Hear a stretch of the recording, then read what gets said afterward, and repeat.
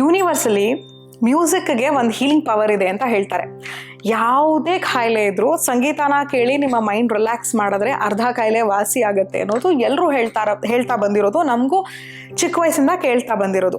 ಆದರೆ ಪ್ರತಿಯೊಂದು ಕಾಯಿಲೆ ಹೀಲ್ ಮಾಡಬೇಕಾದ್ರೆ ಒಂದು ವೈಬ್ರೇಷನ್ ಇರುತ್ತೆ, ಒಂದು ಬೇರೆ ಇನ್ಸ್ಟ್ರೂಮೆಂಟ್ ಇರುತ್ತೆ, ಬೇರೆ ಮ್ಯೂಸಿಕ್ನ ಕ್ರಿಯೇಟ್ ಮಾಡೋದ್ರಿಂದ ನಿಮ್ಮ ಬಾಡಿನಲ್ಲಿ ಯಾವುದೇ ರೀತಿ ಕಾಯಿಲೆನ ವಾಸಿ ಮಾಡ್ಕೋಬೋದು. ಅಂದರೆ ಬಹುಶಃ ನಮ್ಮ ಕಾಯಿಲೆ ಬಂದರೂ ಬೇಜಾರಿಲ್ಲ ಅನಿಸುತ್ತೆ. So today we are going to understand about sound healing. ಈ ಸೌಂಡ್ ಹೀಲಿಂಗ್ ಸೆಷನ್ನ ಇನ್ಫೋ ಎಟ್ ಹೊನ್ನುಡಿನಲ್ಲಿ ನಮಗೆ ಸೌಂಡ್ ಹೀಲರ್ ಇಂಟ್ರೊಡ್ಯೂಸ್ ಮಾಡ್ತಾರೆ. So welcome to info at Honnudi.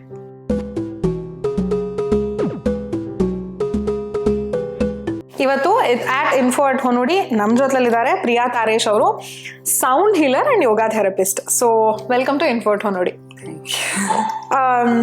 Music is always a therapy. ನಮಗೆ ಮ್ಯೂಸಿಕ್ ಕೇಳಿದಾಗ ಎಷ್ಟೋ ಎಲಿಮೆಂಟ್ಸ್ ವಾಸಿ ಆಗುತ್ತೆ ಅನ್ನೋದು ಗೊತ್ತಿರೋ ವಿಷಯ. But what actually sound healing does? Sound ಅಂತ ಬಂದಾಗ ಸೌಂಡಲ್ಲಿ ಡಿಫ್ರೆಂಟ್ ಹೇಳ್ತೀವಿ. ನಾವು ಮಾತಾಡೋದು ಸೌಂಡ್ ಕ್ರಿಯೇಟ್ ಮಾಡುತ್ತೆ, ಅದೂ ಒಂದು ಹೀಲಿಂಗ್ ಥರನೇ. ನಾವೇನು ಯೂಸ್ ಮಾತಾಡ್ತೀವಿ ವರ್ಡ್, ಅದು ತುಂಬ ಇಂಪ್ಯಾಕ್ಟ್ ಆಗುತ್ತೆ ಅಂತ ಹೇಳ್ತೀವಲ್ಲ. ಯೂಶಲಿ ನಾವು ಓಂಕಾರ ಹೇಳ್ತೀವಿ. ಫಸ್ಟು ವರ್ಡ್ ಬಂದಿದ್ದು ಎಲ್ಲದು ಕ್ರಿಯೇಟ್ ಆಗಿದ್ದೆ ಸೌಂಡಿಂದ. ಓಕೆ, ಓಂಕಾರ ಇಂದ ಫಸ್ಟ್ ಹುಟ್ಟಿತು ಅಂತ ಹೇಳ್ತೀವಿ. ಅದಕ್ಕೆ ಎಷ್ಟೊಂದು ಸರಿ ಹೇಳ್ತಾರೆ ಜನ, ಓಂಕಾರ ಹೇಳಿದ್ರೆ ಎಷ್ಟೊಂದು ಹೀಲ್ ಆಗತ್ತೆ ಅಂತ.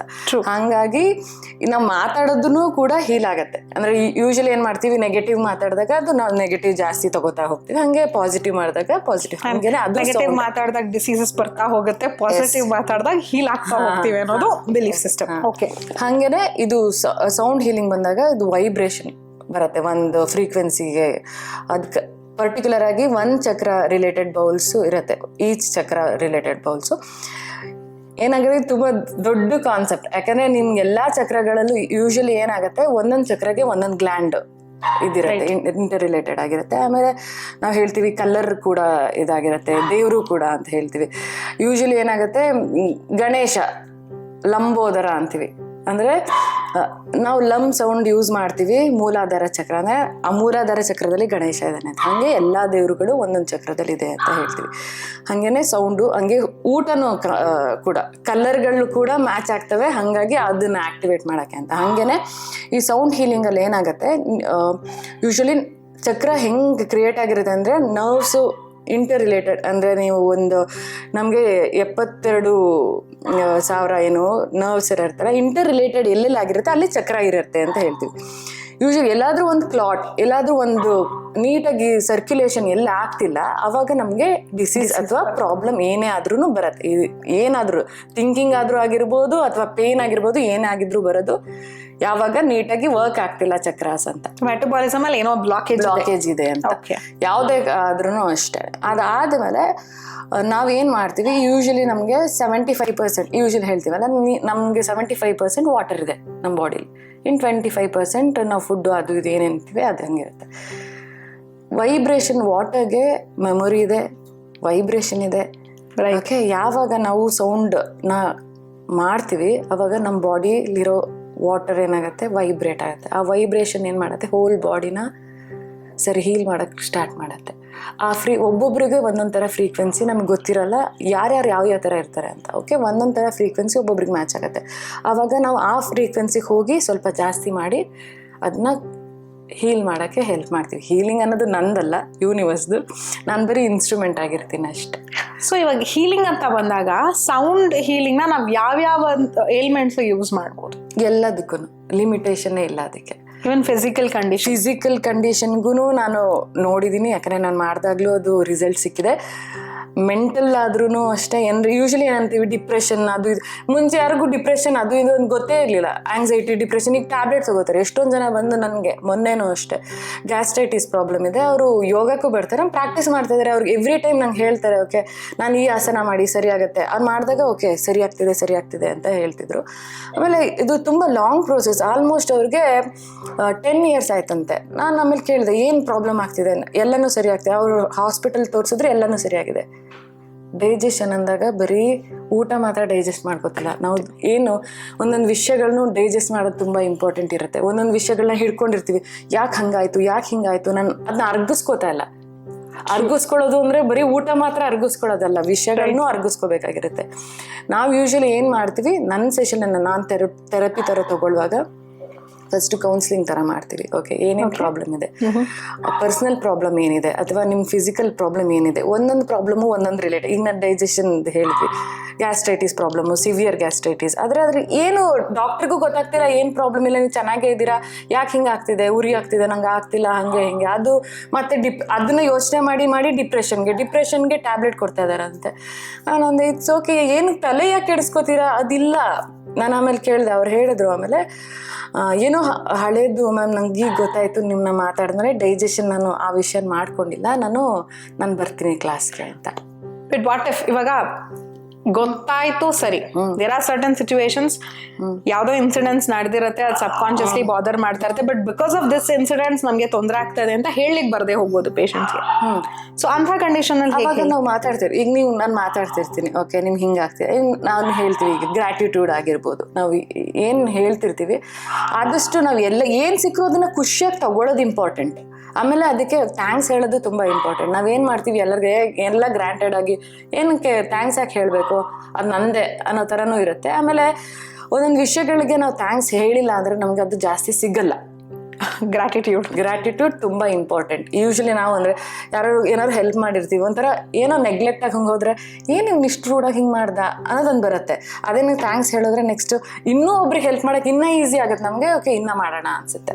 ಹಾಗೇ ಈಗ ನಾವು 3 C's ಅಂತೀವಿ. ಓಕೆ, ಕಂಪ್ಲೇಂಟ್ ಮಾಡಬಾರ್ದು, ಕ್ರಿಟಿಸೈಸ್ ಮಾಡಬಾರ್ದು, ಕಂಪೇರ್ ಮಾಡಬಾರ್ದು. ಯೂಶ್ವಲಿ ಹ್ಯೂಮನ್ ಟೆಂಡೆನ್ಸಿನೇ. ಆದರೆ ಸ್ವಲ್ಪ ದಿನ ಫಾಲೋ ಮಾಡ್ತಾ ನಮಗೆ ಅನಿಸುತ್ತೆ, ಕಂಪೇರ್ ಮಾಡಕ್ ಹೋದ್ರೆ ಯಾರ್ಯಾರಿಗೋ ಕಂಪೇರ್ ಮಾಡ್ಕೋಬೇಕು, ಲೈಫಲ್ಲಿ ಹ್ಯಾಪಿಯಾಗಿ ಇರೋಕ್ಕೆ ಆಗಲ್ಲ.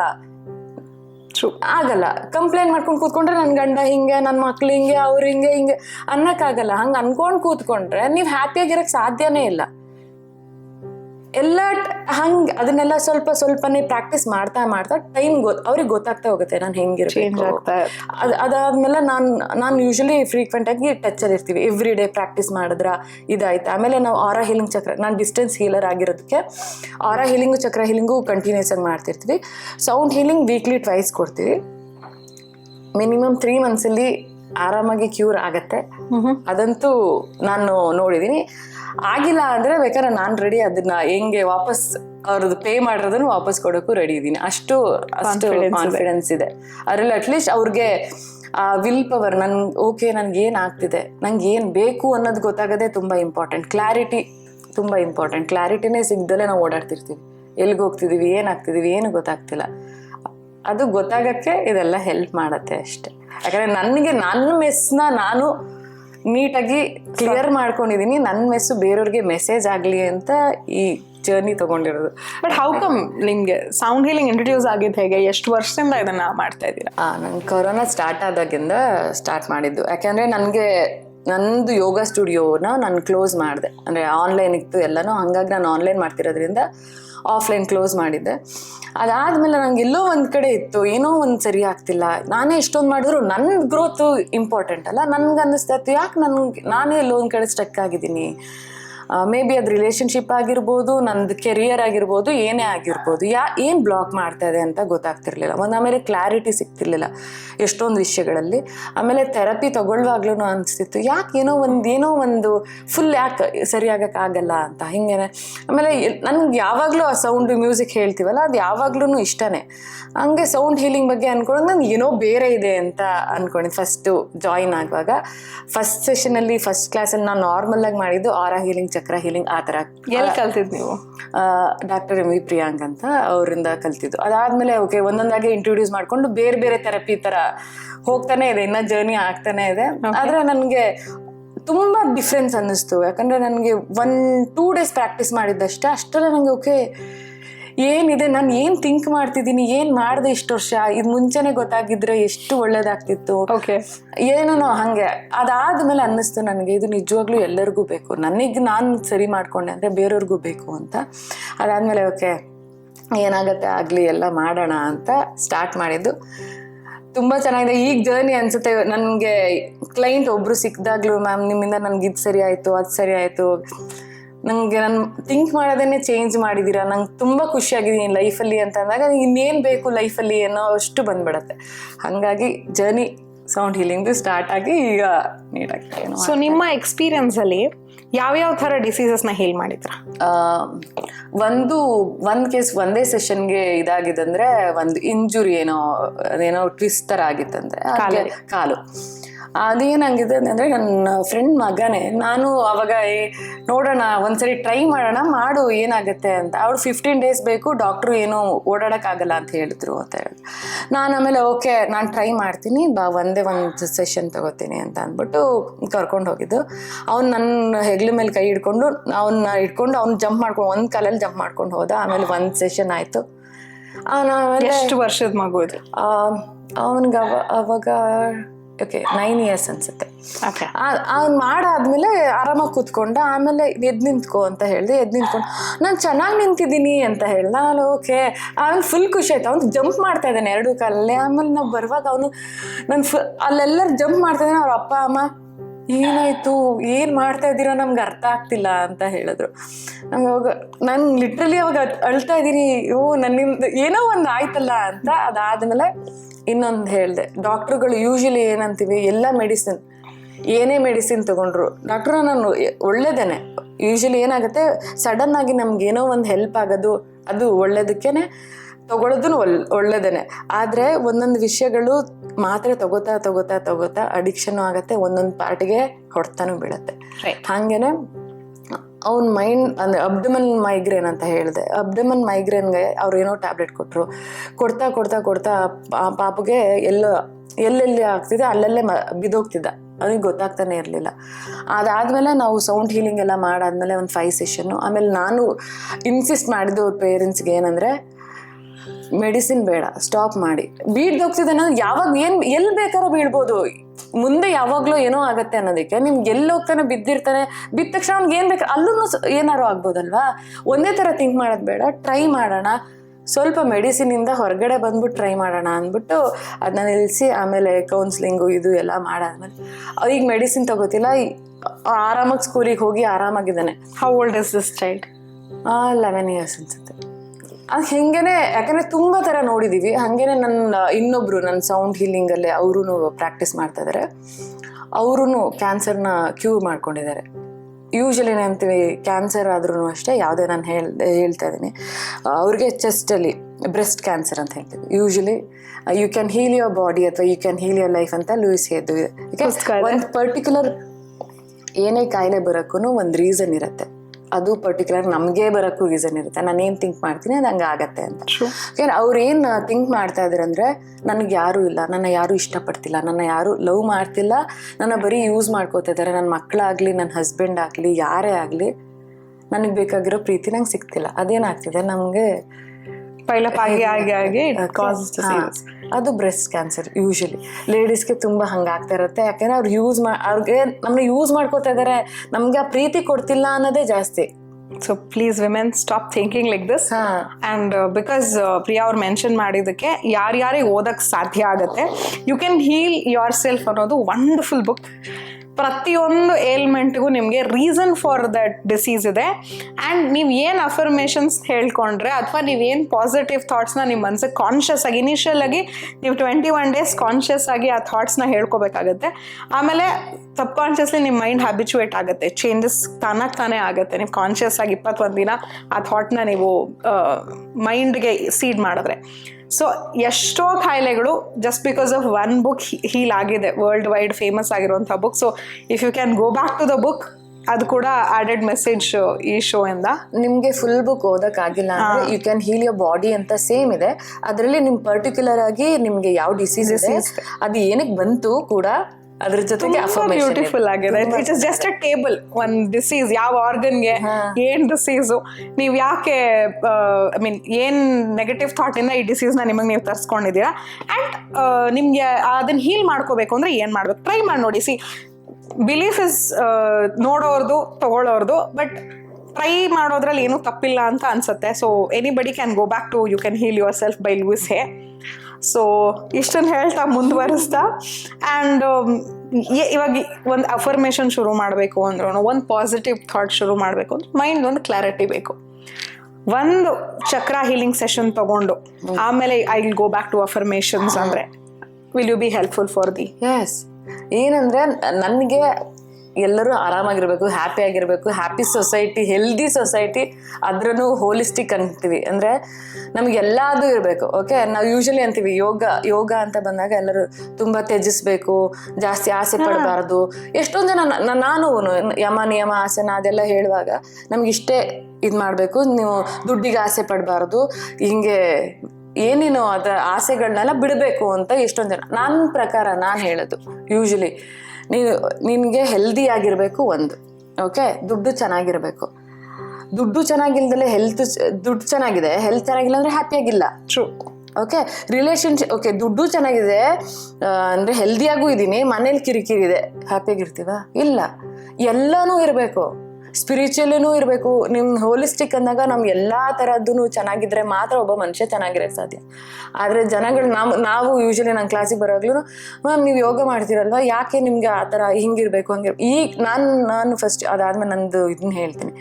ನಾನು ಒಂದು ಸೆಂಟರ್ನ ಕ್ಲೋಸ್ ಮಾಡಾದ್ಮೇಲೆ ಇನ್ನೊಂದು ಸೆಂಟರ್ ನೋಡೋಕ್ಕೆ ಅಂತ ಹೋದೆ. ಒಬ್ಬರು ನನಗೆ ಕ್ಲಾಸ್ಗೆ ತಗೊಳ್ಳುವಾಗ ನಾನು ಅಂದೆ, ಎಷ್ಟು ಸರ್ ನಿಮ್ಮದು ರೆಂಟು ಹೇಳಿ ಅಂತ. ಅವ್ರು ಅಂದ್ರೆ ನೀವೇನು ಮಾಡ್ತೀರಾ ಅಂದ್ರೆ, ನಾನು ಯೋಗ ಕ್ಲಾಸ್ ತಗೋತೀನಿ ಹೇಳಿ. ಯೋಗ ಕ್ಲಾಸ್ ಎಲ್ಲ ಮಾಡ್ಕೊಂಡು ನೀವು ರೆಂಟ್ ಪೇ ಮಾಡೋಕ್ಕಾಗಲ್ಲ, ಬಿಟ್ಬಿಡಿ ಅಂತ ಹೇಳಿದ್ರು. ಯಾಕೆ ಸರ್ ಹಂಗೆ ಹೇಳ್ತಿದ್ದೀರಾ ಅಂತ ಅಂದೆ. ಅದಕ್ಕೆ ಮೇಡಮ್ ಅದೆಲ್ಲ ಮಾಡೋಕ್ಕಾಗಲ್ಲ, ನಮ್ದು ಇಲ್ಲಿ ಬಿಸ್ನೆಸ್ಗೆಲ್ಲ ಇದಾಗೋದು, ಅದೇನೂ ಆಗಲ್ಲ ಅಂದರು.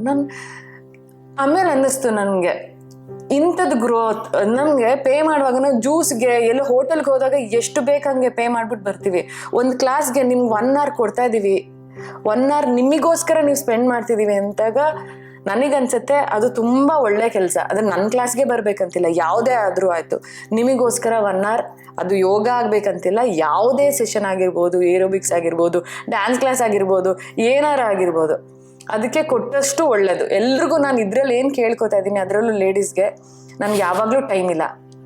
ನನ್ನ ಮನೇಲಿ ತುಂಬ ನೆಂಟರು ಬರ್ತಾನೆ ಇರ್ತಾರೆ, ನಮ್ಮ ಅತ್ತೆ ಮಾವ ಇದ್ದಾರೆ, ನನ್ನ ಮಕ್ಕಳಿದ್ದಾರೆ, ನನ್ನ ಗಂಡ ಇದ್ದಾರೆ, ನಂಗೆ ಟೈಮೇ ಇಲ್ಲ. ನಿಮಗೋಸ್ಕರ ಬೇಕು ಅಂದಾಗ ನೀವು ಟೈಮ್ ಮಾಡ್ಕೋತೀರಾ. ಎಷ್ಟೇ ಬ್ಯುಸಿ ಆಗಿರೋರು ಆದ್ರೂ ಪ್ರಯಾರಿಟೀಸ್ ಮ್ಯಾಟರ್ ಅಷ್ಟೇ. ಸೊ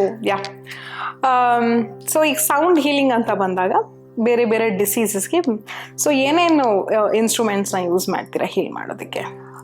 ನಾನು ಯೂಶಲಿ ಸೌಂಡ್ ಚಕ್ರ ಹೀಲಿಂಗಿಗೆ ಅಂತ ಮಾಡಿದಾಗ ಚಕ್ರ ಬೌಲ್ಸ್ ಮಾಡ್ತೀವಿ. ಯೂಶಲಿ ಗ್ರೂಪ್ ಸೌಂಡ್ ಹೀಲಿಂಗ್ ಅಂತ ಬಂದಾಗ ಥಂಡರ್ ಸ್ಟಾರ್ಮ್ ಆಗಿರ್ಬೋದು, ಓಷನ್ ಡ್ರಮ್ ಆಗಿರ್ಬೋದು, ಹಂಗೇನೆ ಎಲ್ಲ ಗ್ರೂಪ್ ಹೀಲಿಂಗ್ ಅಥವಾ ಮಾಸ್ ಹೀಲಿಂಗ್ ಅಂತ ಆದಾಗ ಯೂಶಲಿ ಎಷ್ಟು ಜನ ಇರ್ತಾರೆ?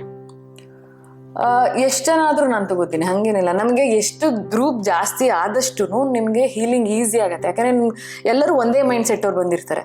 ಓಕೆ, ಎಲ್ಲರಿಗೂ ಹೀಲ್ ಆಗಬೇಕು ಅನ್ನೋದು ಬಂದಿರುತ್ತೆ. ನನಗೆ ನಾನು ಫಸ್ಟು ನಾವು ಏನೇ ಮಾಡುವಾಗಲೂ ಇಂಟೆನ್ಷನ್ ಕ್ರಿಯೇಟ್ ಮಾಡ್ತೀವಿ. ಓಕೆ, ನಮಗೆ ಏನು ಬೇಕು ಅನ್ನೋದು ನಮಗೆ ಗೊತ್ತಾದಾಗ ಆಟೋಮೆಟಿಕ್ ಆಗಿ ನಿಮ್ಗೆ ಏನು ಬೇಕೋ ಅದು ಯೂನಿವರ್ಸ್ ಕೊಡುತ್ತೆ. ಆ ಸೌಂಡು, ಆ ವೈಬ್ರೇಷನ್ ನಿಮಗೆ ಆ ಪಾರ್ಟ್ಗೆ ತೊಗೊಂಡು ಹೋಗುತ್ತೆ. ಆವಾಗ ನೀವು ಫಿಸಿಕಲ್ ಪ್ರಾಬ್ಲಮ್ಗೆ ಅಂತಲೂ ಮಾಡ್ಬೇಕಂತಿಲ್ಲ, ಎಲ್ಲದಕ್ಕೂ ಮಾಡ್ಬೋದು. ಮನಿಗಾದ್ರೂ ಆಗಿರ್ಬೋದು, ಅಥವಾ ನನ್ನ ರಿಲೇಶನ್ಶಿಪ್ ಹೀಲ್ ಆಗಬೇಕು, ನನ್ನ ಗಂಡನ ಜೊತೆ ಚೆನ್ನಾಗಿರ್ಬೇಕು. Just because you said that, ಈ ಮನಿ ಹೀಲಿಂಗ್ ಸೌಂಡ್ನಲ್ಲಿ ಹೇಗೆ ಸಾಧ್ಯ ಆಗುತ್ತೆ? ಈಗ ನಿಮ್ಗೆ ಅನ್ಕೋತೀರಾ, ಈಗ ಒಂದು ರೂಟ್ ಚಕ್ರ ಹೇಳಿದ್ವಿ. ರೂಟ್ ಚಕ್ರ ಇರೋದು ಅಟ್ರಾಕ್ಷನ್ ಆಫ್ ಅಬಂಡೆನ್ಸ್ಗೆ. ಓಕೆ, ಅವಾಗ ಅದು ಹೀಲ್ ಆಯಿತು ಅಂದರೆ ಆಟೋಮೆಟಿಕ್ ಆಗಿ ಎಲ್ಲ ಹೀಲ್ ಆಗುತ್ತೆ. ಆಮೇಲೆ ಸೇಕ್ರಲ್ ಚಕ್ರನೂ ಅಷ್ಟೇ. ನಾವು ಯೂಶಲಿ ಎಷ್ಟೊಂದು ಜನ ಅಂತೀವಿ, ಗಂಡ ಹೆಂಡತಿ ಚೆನ್ನಾಗಿದ್ರೆ ಲಕ್ಷ್ಮಿ ಎಲ್ಲಿರ್ತಾಳೆ, ಗಂಡ ಹೆಂಡತಿ ಚೆನ್ನಾಗಿರ್ತಾಳೆ, ಯಾರ ಮನೇಲಿ ನಾನು ಅಲ್ಲಿರ್ತೀನಿ ಅಂತ. ಓಕೆ, ಸೈಕ್ರಲ್ ಚಕ್ರ ಹೋಗೋದು ಗಂಡ ಹೆಂಡತಿ ಚೆನ್ನಾಗಿರ್ಬೇಕು, ಎಲ್ಲ ಚೆನ್ನಾಗಿದ್ದಾಗ ಅಲ್ಲಿ ದುಡ್ಡು ಇರುತ್ತೆ ಅಂತ. ಓಕೆ, ಎಲ್ಲನೂ ಅಷ್ಟೇ. ಹಂಗೆ ಅದು ಒಂಥರ ತುಂಬ ಒಳಗಡೆ ಡೀಪಾಗಿ ಹೋಗೋದು ಅದು ಕಾನ್ಸೆಪ್ಟ್. ಅದನ್ನ ನಾನು ಎಲ್ಲರೂ ಅಂದ್ಕೊಳ್ಳೋದು ಸೆಕ್ಸ್ ಅಂದರೆ ಅದೇನೋ ಕೆಟ್ಟದು, ಅವ್ರನ್ನ ಹಾಗೆ ಹಿಂಗೆ ಅಲ್ಲ. ಅದ್ರದ್ದೇ ಆಗಿರೋ ರೀತಿ ನೀತಿ ಎಲ್ಲ ಇರುತ್ತೆ. ಅದನ್ನು ಕೆಟ್ಟದಾಗಿ ಫೀಲ್ ಮಾಡಿಕೊಂಡು ಒಬ್ಬರು ಹೆಂಗೆ, ಯೂಶಲಿ ನಾನು ಕ್ಲಾಸ್ಗೆ ಅದು ಯಾಕೆ ಇದನ್ನ ಹೇಳ್ತಾ ಇದ್ದೀನಿ ಅಂದರೆ, ಕ್ಲಾಸಿಗೆ ಬಂದಾಗ ಒಬ್ಬೊಬ್ಬರು ಲೇಡೀಸ್ ಪರ್ಸ್ನಲ್ ವಿಷಯಗಳನ್ನೂ ಶೇರ್ ಮಾಡ್ಕೋತಾರೆ, ನನ್ನ ಯೂಸ್ ಮಾಡ್ಕೋತಾ ಇದ್ದಾರೆ ಅವಾಗ ಅನಿಸುತ್ತೆ, ಹಾಗೆಲ್ಲನೂ ಹೇಳ್ತಾರೆ. ಆವಾಗ ನಾನು ಹೇಳೋದು, ಓಕೆ ಅದರಲ್ಲಿ ಇಬ್ರದ್ದು ಇದೆ. ಓಕೆ, ಇಬ್ರದ್ದು ಇರೋದ್ರಿಂದ ನೀವು ಎಷ್ಟು ನನ್ನ ಹೆಂಡ್ತಿನ ಎಷ್ಟು ಇಷ್ಟಪಟ್ಕೊಂಡು ನೀವು ಮಾಡೋದು ಅದೂ ಇಂಪಾರ್ಟೆಂಟ್. ಇಂಟರ್ಕೋರ್ಸ್ ಮಾಡುವಾಗ ನಾರ್ಮಲ್ ಆಗಿ ಯೂಶಲಿ ಏನಾಗುತ್ತೆ, ಈಗ ನಾನು ಪ್ರೀನೆಟಲ್ ಯೋಗನೂ ಆಗಿದೆ, ನಾನು ಅದನ್ನು ಕ್ಲಾಸಸ್ ತೊಗೋತೀನಿ. ಗರ್ಭ ಸಂಸ್ಕಾರ ಆ ಥರ ಎಲ್ಲ ತೊಗೊಳೋದ್ರಿಂದ ಒಂದು ಪಾಪು ಹುಟ್ಟುತ್ತಾ ಇದೆ ಅನ್ನುವಾಗ ಅದ್ರ ಹಿಂದೆ ಯೂಶಲಿ ಹೇಳ್ತಿದ್ರಲ್ಲ, ಮುಂಚೆ ಮದುವೆ ಆದ ತಕ್ಷಣ ಹೋಮ ಹವನ ಏನೇನೋ ಯಜ್ಞ ಯಾಗದ್ ಎಲ್ಲ ಮಾಡ್ತಿದ್ರಂತೆ. ಯಾಕಂದ್ರೆ ಅವ್ರದ್ದು ಸ್ಟಾರ್ಟ್ ಆಯ್ತು ಅಂತ. ಒಬ್ಬ ದೊರೆ ಅಥವಾ ಯಾರೋ ಒಬ್ರು ಬರ್ತಾ ಇದ್ದಾನೆ, ನೆಕ್ಸ್ಟಿಗೆ ನಮ್ ಪೀಳಿಗೆ ಹೆಂಗ್ ಬರಬೇಕು ಅಂತ. ಹಂಗೆ ಅವ್ರು ಥಿಂಕು ಕೂಡ ಮಾಡ್ತಿದ್ರು, ನನ್ಗೆ ಇದೇ ತರ ಪಾಪು ಬೇಕು, ಇಷ್ಟು ಶೌರ್ಯವಾಗಿರ್ಬೇಕು, ಇಷ್ಟು ಹೆಲ್ದಿ ಆಗಿರ್ಬೇಕು, ಈ ತರನೇ ಬೇಕು ಅಂತ. ಆದ್ರೆ ನಮ್ಗೆ ಈಗಿನ ಜನ್ರೇಷನ್ಗೆ ಏನಾಗಿದೆ, ಓಕೆ ಹೆಂಗೋ ಆಯ್ತು, ಹಂಗಲ್ಲ. ನೀವು ಏನೋ ಹುಟ್ಟು ಅಂತ ಹಂಗಾದ್ರೆ ನೆಕ್ಸ್ಟ್ ನಮ್ ಸೊಸೈಟಿ ಏನಾಗ್ತಿದೆ ಅಲ್ವಾ? ನಾನು ಹೆಂಗಿದ್ದೀನಿ, ನನ್ನ ಮೈಂಡ್ ಸೆಟ್ ಹೆಂಗಿದೆ, ಅದೂ ಇಂಪಾರ್ಟೆಂಟ್. ಅದೆಲ್ಲಾನು ಇಂಪ್ಯಾಕ್ಟ್ ಆಗಿರುತ್ತೆ. ಅದ್ರ ಜೊತೆಗೆ 9 months ಅವಳು ಏನು ಫೀಲ್ ಮಾಡ್ತಾಳೆ, ಗಂಡ ಹೆಂಗೆ ಫೀಲ್ ಮಾಡಿಸ್ತಾನೆ, ಮನೆಯವ್ರು ಹೆಂಗೆ ಫೀಲ್ ಮಾಡಿಸ್ತಾರೆ, ಅದು ಕೂಡ ಇಂಪ್ಯಾಕ್ಟ್ ಆಗುತ್ತೆ ಪಾಪು ಮೇಲೆ. ಅದು ನೆಕ್ಸ್ಟು ಹ್ಯಾಪಿಯಾಗಿರುತ್ತಾ, ಸೊಸೈಟಿ ಹ್ಯಾಪಿಯಾಗಿರುತ್ತಾ? ಹ್ಯಾಪಿ ಚೈಲ್ಡ್ ಆಗಿದ್ರೆ ನೆಕ್ಸ್ಟ್ ಸೊಸೈಟಿ ಹ್ಯಾಪಿಯಾಗಿರುತ್ತೆ. ಅದು ಬಿಟ್ಬಿಟ್ಟು ನಾನು ಕೊರ್ಕೊಂಡೇ ಬಂದಿದ್ರೆ ಹೊರಗಡೆ ಬಂದ್ಮೇಲೆ ಕೊರಗ್ತಾನೆ ಇರ್ತೀನಿ. So is there any healing for pregnant women? ಎಲ್ಲರಿಗೂ ಮಾಡಿಸ್ತೀವಿ. And they can take it. Restrictions ಏನೂ ಇಲ್ಲ, ತಗೋಬಹುದು. ಆದ್ರೆ ನಾವು ಬೇರೆ ಬೇರೆ ತರ ಇಟ್ಬಿಟ್ಟು ಮಾಡ್ತೀವಿ ಅಷ್ಟೇ. ಒಬ್ಬೊಬ್ಬರಿಗೆ ಬೇರೆ ಬೇರೆ ತರ ಚೇಂಜಸ್. ಸೊ ಇವತ್ತಿನ ಸೆಷನ್ನಲ್ಲಿ ನಾವು ಹೌ ಸೌಂಡ್ ಹೀಲಿಂಗ್ ವರ್ಕ್ಸ್ ಅಂತ ಹೇಳಿದ್ದೀವಿ. ನೆಕ್ಸ್ಟ್ ಸೆಷನಲ್ಲಿ ಯಾವ್ಯಾವ ಥರ ಇನ್ಸ್ಟ್ರೂಮೆಂಟ್ಸ್ನ ಯೂಸ್ ಮಾಡ್ತಾರೆ, ಆ ಇನ್ಸ್ಟ್ರೂಮೆಂಟ್ಸ್ ಹೇಗೆ ವರ್ಕ್ ಆಗುತ್ತೆ ಅನ್ನೋದರ ಇಂಟ್ರೊಡಕ್ಷನ್ ಕೊಡ್ತೀವಿ. So wait and watch for our next episode.